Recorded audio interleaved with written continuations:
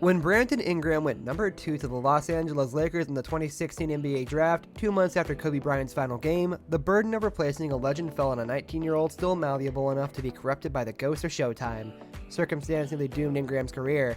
Had he gone number 1 overall in the 2016 NBA Draft to the Philadelphia 76ers, he would have shared a roster with Joel Embiid. Had he slipped to number 3, he would have joined a Boston Celtics roster that made the Eastern Conference Finals without him the next season.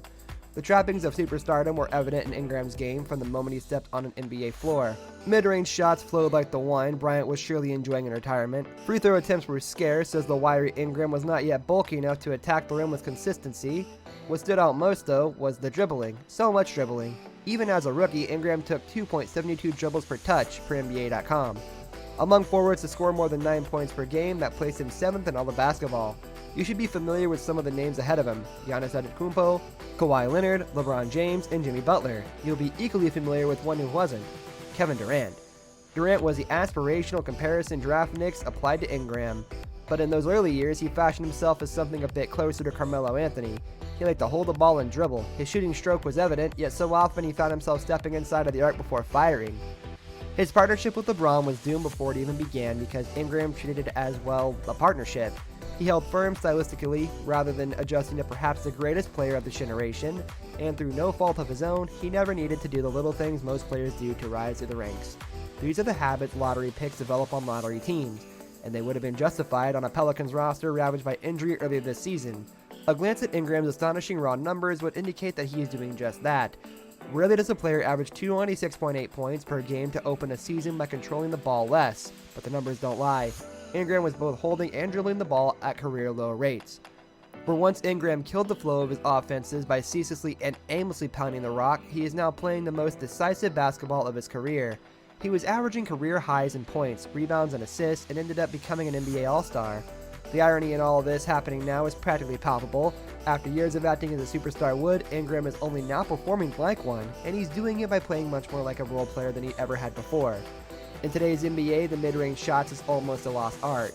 Superstars are allowed to take them, role players exist to facilitate them. Their job on most offensive possessions is to space the floor and hit shots from behind the arc to ensure that when players like Westbrook fire away from the court's most inefficient area, they are doing so with as much breathing room as possible. Ingram's shot profile over his first NBA season looked very much like those of the superstars who are allowed to take mid-range attempts. They haven't disappeared from his arsenal entirely by any stretch, but through 4 games, only 13.1% of his shots have been the dreaded long two-pointers beyond 16 feet. This is a career low. The decline goes hand in hand with the playing style that enabled those shots. Ingram is using only 13.3% of his possessions on isolations this season. That is still a reasonably high number, but it is also the lowest of his career.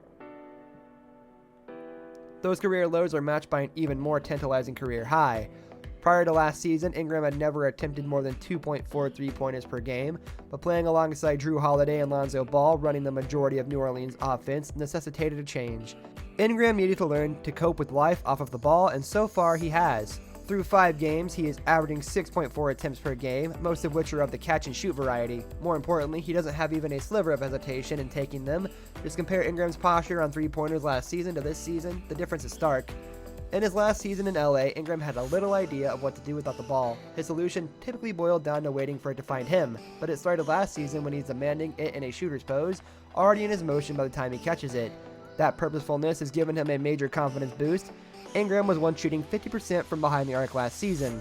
That isn't sustainable for anyone, much less a below-average shooter over the past 3 seasons. The inevitable decline doesn't need to be a steep one.